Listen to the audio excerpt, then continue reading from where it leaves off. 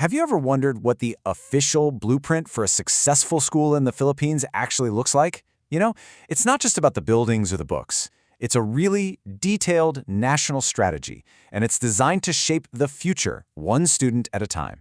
So let's break it down. All right, here's how we're going to tackle this. We're going to explore the whole blueprint in 5 key parts. We'll kick things off with the big national vision, then we'll get into the foundation of autonomy that gives schools real power. After that, we'll look at the school's own game plan, the amazing people who make it all happen, and finally, the most important part, who this is all for, the learners. First up, you gotta have a vision. Every great blueprint starts with a grand vision, right? This is the North Star. It's the ultimate goal that guides every single policy and action across the entire education system. And here it is. This is the core vision from the Department of Education, or DepEd. And listen to that language, it's so specific. It talks about Filipinos who passionately love their country and contribute meaningfully to building the nation.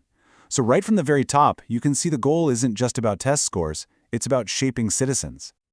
So, the big question is, how does a single school take that huge national vision and turn it into something real in the classroom every day?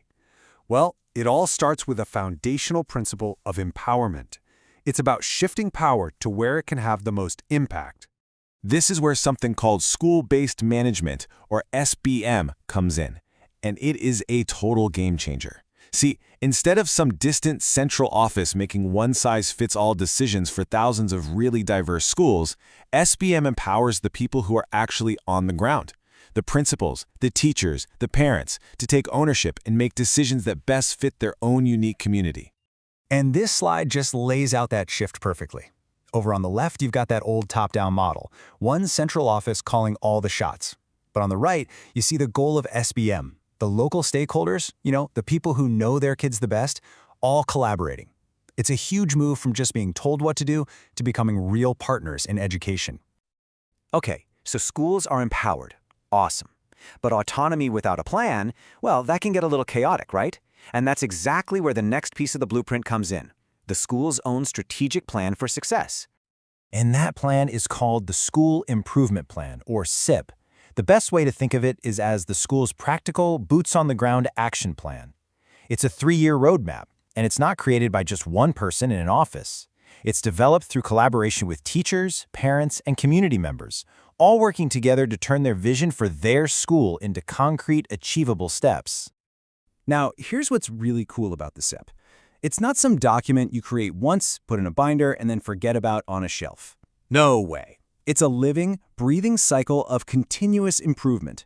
Schools are constantly assessing where they are, implementing their plans, tracking their progress, and then reflecting on the results to make the plan even better for the next go-around. And of course, with empowerment comes accountability. That's where the school report card comes into play. This is the tool that makes sure everyone's on the same page. It communicates the school's progress on its SIP goals directly to the parents and the entire community. And that transparency, it is absolutely crucial for building trust and making sure everyone stays invested in the school's success. But look, these plans and reports, they don't execute themselves. A blueprint is only as good as the people who build it. So let's talk about the dedicated professionals at the very heart of every single school, the teachers and the staff. So how do we make sure teaching quality stays high? Well, it's all guided by the Philippine Professional Standards for Teachers. This breaks down what it means to be an effective teacher into these key areas. And it's not just about mastering the curriculum. Notice it includes things like diversity of learners, which means teachers have to adapt to every student's unique needs, and community linkages. This one's so important. It emphasizes that a teacher's job doesn't end when the bell rings. It's about engaging with parents and the local community. This whole framework really guides a teacher's entire professional journey. All right, so let's tie all of these pieces together. Why have a brand vision? Why have autonomy, a strategic blueprint, and empowered builders? It all comes down to one thing. This right here, this is the heart of the entire blueprint. From the highest national policy all the way down to a teacher's daily lesson plan, the whole system is designed to create a child-friendly school. The ultimate goal that unites every single strategy we've talked about is making sure every student can succeed and thrive. It's all about their well-being and their development. So this official blueprint, it provides a really solid and clear structure. But as we've seen, it's a structure that is designed for community involvement and collaboration. It needs it to work. Which leaves us all with a pretty important question to think about. How can each of us, as parents, as neighbors, as citizens, help build on this foundation and actively shape the future of our schools?